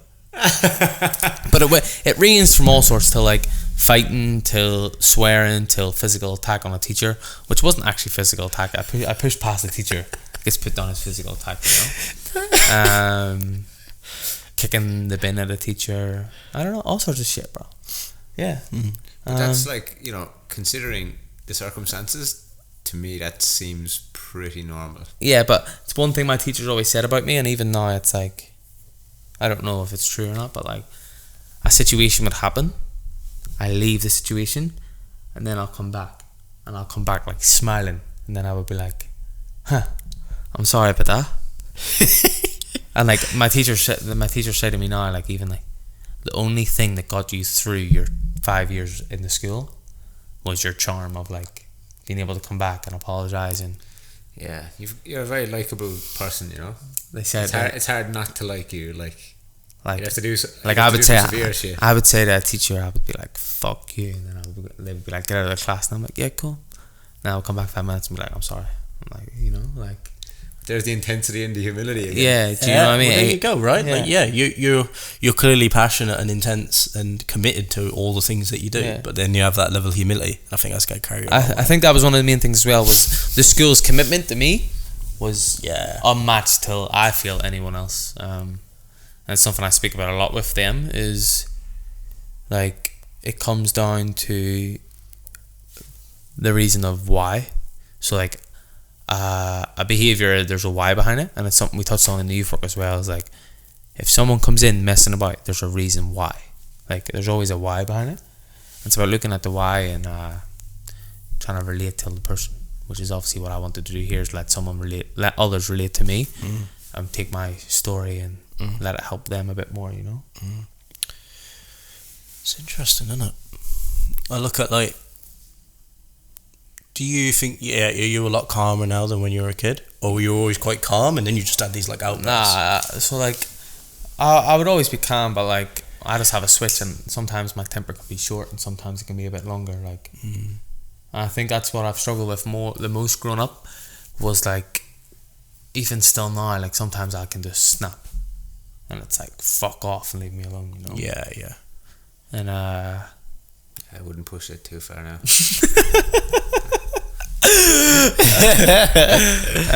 I wouldn't push it too far with Mark. He'll deck you. I wouldn't want to see him turn green, you know. But I think you won't like me when I'm green. You don't want to see me when I'm angry. Hulk Hawthorne. But I think like, yeah, even now it's still something I struggle with, but I got a lot of help with it when I was younger. And like even in the house, like my foster family, I got suspended actually. My foster family took my phone. I went off for about 6 hours. So the social worker came and was like, "Just give him his phone back. Just give him his phone back." Yeah, the best thing to do right now is probably to give him his phone back. Yeah, but like, it's weird because in that situation, the best people that knew me was my foster family, but the social worker was just like, "Give him his phone, like just give him it." So I got it, but like, obviously, like there's a lot of stories there, a lot of off stories that we could go into, but I think it's about people understanding you and everything you learn from. Like, even though I'm just having flashbacks going through school of stuff I've done, that's like, I used to just go off. Yeah. Like, and look, I think something that I learned is like, in life, I don't know who said it, but in life, you know, you're doing one or two things. You're either repeating the behaviours that you saw, or you're running away from the behaviours that you saw, right? And up until a certain age, I think it takes a bit of life experience and awareness and like consciousness to get to a point where you're like, you can analyse your behaviours and go, maybe I shouldn't do that right now. But up until a certain point, all you're doing is repeating what you've seen. So like, But something people be like to me all the time, do you regret it? I'm like, nah. no, of course you don't Like, regret it. do you regret going to school and messing about?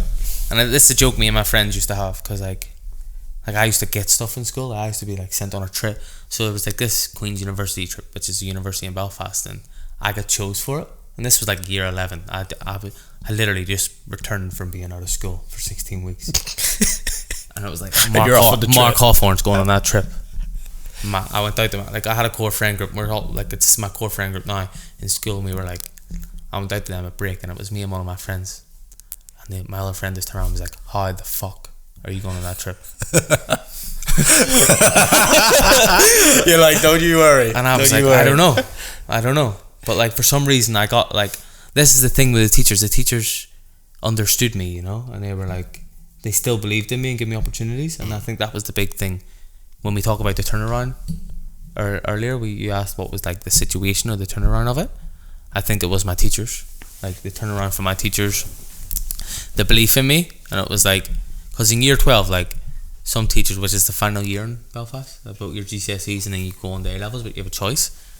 Like, my teachers were like to me, we're not letting you get suspended this year. That's not happening, so you have a choice to come back. And even then, like, some teachers were going to me, and this is the biggest eye opener, I would say, was like, some teachers are like, you're not going to stay on and do your A levels and try and get head boy in 2 years.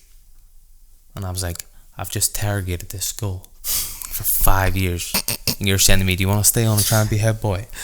Personally, I don't think I would have ever got it. But like, even one of the teachers having that belief in me, like, that was like, fuck. Yeah.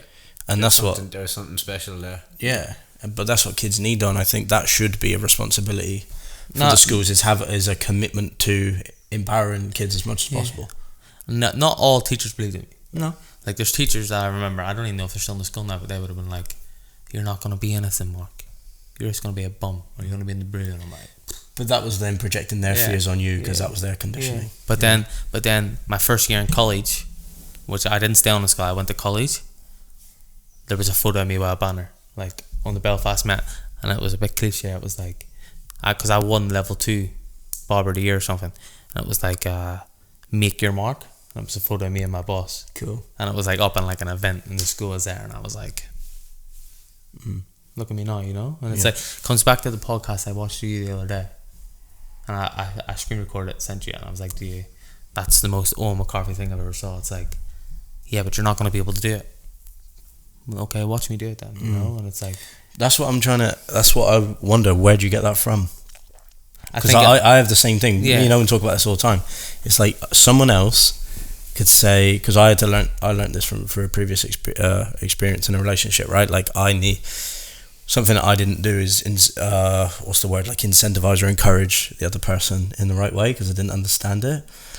Because my bias is, if you tell me I can't do something, watch me. Yeah. Like, I'm gonna do it. Like, so I wonder where that comes from. I think that comes from the belief of my teachers and my foster family of like, you can do it, but I still feel that people don't believe in me. But like, so like, when I said I was coming back to Australia, it was like, you're just gonna come home in 5 days again. I was like, okay, watch me do it then. And then even now, when I speak about something, or like, like, I'm gonna go work for a company in London, and then I'm gonna educate in Belfast next year, or I'm gonna get to Salon International or the Barber Bash and cut again.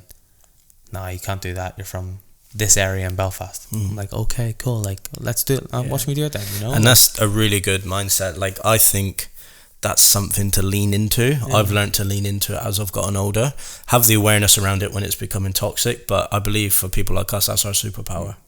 Because to the next person, they'll fall flat on their back and go, oh, so-and-so said I can't do it, so I'm not going to do it. It comes back to, like, even before I came back, like, I went to my friend's shop and was starting £20 a haircut. And people were like, that's in North Belfast, you can't charge £20 a haircut. I was like, cool, watch me do it then, you know? Like, do it. Yeah. Me and my friends took our price to 20. We were booked. Simple. Conviction. But that's a big thing. Value. That's a big thing I would like to change in Northern Ireland eventually when I have a brand or a salon, is like, people say, oh, you're in that area, you can't charge that. I'm like, okay, we'll see. Like, might not charge that expensive, but I'll charge what I think it's worth. Well, look at companies like Apple. They're in every area and they just charge the same everywhere. It's a big stigma in Belfast that whatever area you're in. If there's barbers in this area charging £13, that's what you have to charge. You know. That's what I call sheep. Yeah. It's following the crowd. It's following the crowd. Yeah. You're opening A fear. It's a lack mindset. Nah, but you're opening a barber shop that you believe in, that you've put your touch on, and you believe in yourself. Or like, say it's a brand, you're opening a franchise of a brand that you believe in, but you're gonna follow the boy down the shop. The shop down the road. You not believing your own brand? Yeah. Cool. Exactly. Close the shop. It's counterproductive. To the growth of the industry, it's counterproductive. I think that's something we're pushing towards. That's why I charge extortionate amounts for haircuts now. Because just to see if I can do it. It's mainly that. Yeah. I think that's been another. And do you know what's interesting? I got one client who pays me extortionate amounts, but we'll get him on the podcast at some point because I've spoken to him about coming on a few times. I'll actually ask him the question on the podcast why he sees the value in it. Yeah. That's a good question. Yep. Just to see what he would say. Why is my haircut worth this I much? actually don't fucking know. Better stop paying that much. But look at it this way, right? me. Like, what you charge now for a haircut, is that the most you've ever charged for a haircut? Yeah. Like in shop terms? Yeah. So say, let's average it out. What average cost of a bill? $100, right? Split that in half, almost £50. Yeah. So £50 average service cost. That's quite a lot. But you've come to Australia. People don't know you from a bar of soap, and you're charging £50 a haircut. Yeah. Like, everybody knows you back at home, and they won't pay you £50 a haircut. Like, what is going on? How can you just trot off to the other side of the world and go, I'm going to charge £50 a haircut? And they say, nah, you can't do that. Why? Yeah. Like, you know, I've just gone somewhere they don't even know who I am. It comes back to a thing like where I'm like, in pounds, like, I would love to cut hair and say 30. I would love to earn £1 a minute, you know, trimming hair. Like that would be even more than £1 a minute. More. But like, just go more. Double it. £2 a minute. Double it. What's the most expensive, what's the most anyone's ever paid you for a haircut? Don't know what would we charge my enterprise. I don't know. I was thinking $150. My guy Bishop. Yeah, $150 haircut. Yeah, $150. £150. What's that in pounds? £100? Yeah, no, it's about £80, £85. There you go. There's the bar. It's the benchmark. Right. They'll pay it. They have money, but like. You know. But the interesting thing is, like, you know, again, you got to have a bit of compassion on it. Put yourself in their shoes. They don't understand the business side of haircuts. The interesting thing that happens once your price goes up, you don't have to do as many haircuts. So the person saying you can't charge that, they're either afraid that they're not going to be able to afford it. Well, guess what? Their budget isn't your responsibility. They need to find a wealth strategy to make more money to be able to afford it. It's just, there's so many ways to look at it. I just love the people that'll wear like £700 shoes but won't pay me £20 a haircut. Yeah, I'm like, what are you doing? You know, you might be can charging, pay that for the shoes, but your haircut they'll looks find shit. a way to pay for the shoes because they care so much about the brand and how they identify with the brand. And that's where I see the hair industry. People focus more on the brand and how much. That's why people pay me for the haircuts because they care. They look at my haircuts as like the shoes. They have their own McCarthy haircut on their head. It's the same as the shoes. They'll find a way, like what Lee said, to fit it into their wealth strategy. I think it's something I've talked about at home with my friends as well that are obviously barbers. I'm like, I want a clientele that I want to cut. Like, for me, my goal would be I want a clientele that wants my sort of twist to their hair, like my opinion on their hair and how I think it should be cut. And they don't tell you what to do. Yeah, you know, like, and who are willing to pay you for the value and time.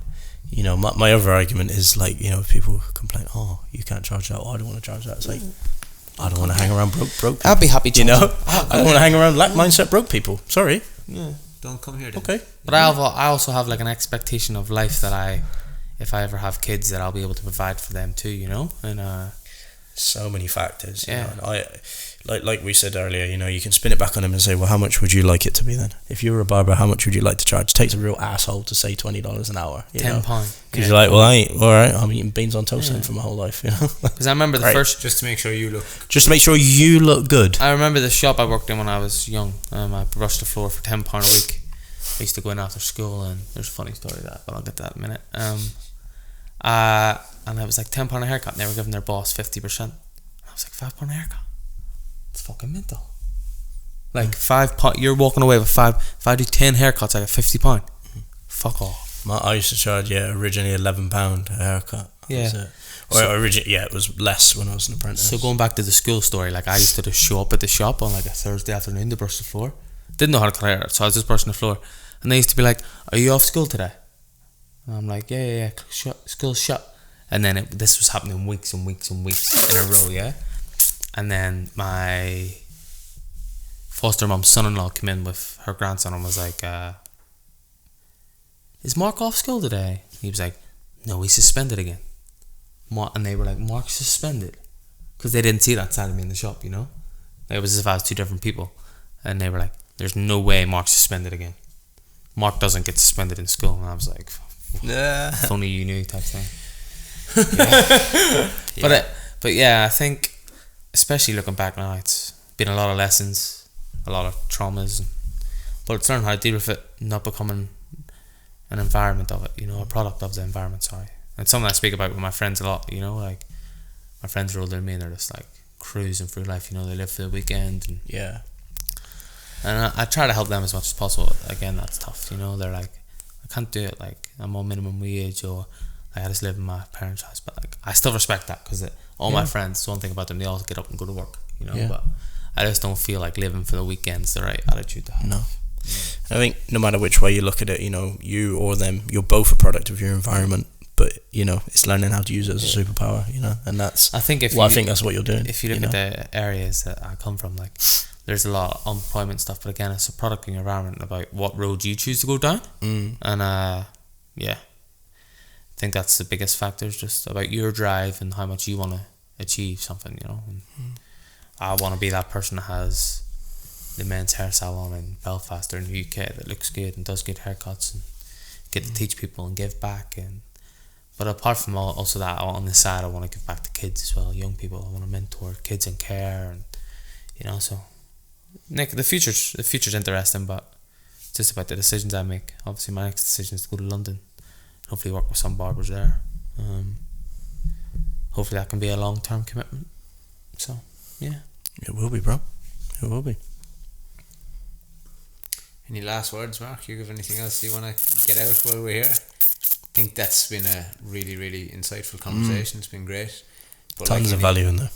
Anything else that you want to... If anyone needs any advice or anything, just hit me up. If anyone wants to know more about my story, I'm sure we can talk about it. I'll probably touch on it when we share the podcast a bit more, but yeah, I'm good. Thank you for having me. No problem, man. Thanks for sharing your story. Hope you enjoyed it. I really enjoyed it. It was nice. It was nice to hear a little bit more of the depths of it. Yeah. Obviously there's much more that we could go into. Yeah. But I think, you know, it was just a casual chat though, it wasn't too structured, so yeah, I think sometimes the details, there's, you know, for the people listening, it's better to leave it to their imagination. They get the picture. Yeah, they know what happened, they just don't know how it happened, or like when that brick came through the window, you know. They know the headlines, we could call it, of the situations. Like, I think the core of the message is so like there, if you just look back on that for a minute, I lived in a town, paramilitary gang put me out of the town, gave my mum a death threat, my mum got addicted to drugs, we moved to Lishankel, got taken into care after catching my mum trying to commit suicide, moved to school, started messing about in school, put into foster care, still messed about in school, kicked out of school for a while, brought back to school, GCSEs, got better than I expected, went to college, wanted to cut hair, got second in Barber of the Year, then won Barber of the Year, then went to London for a job, came back from London, went to London for a job, came back from London, went to London for a job, came back from London, lockdown came, I was only 2.5 years into cutting hair then, 2 years of lockdown, didn't cut hair for a year, the last lockdown I cut hair, police don't come for me. What happened after that? Started cutting hair again. Thought about London again, didn't happen. Came to Australia, didn't stay in Australia, went home, came to Australia again. 5 months now, another 2 months to go, and then I'm back to the UK. This podcast is just the pinnacle of your career, isn't it? And the story's unwritten.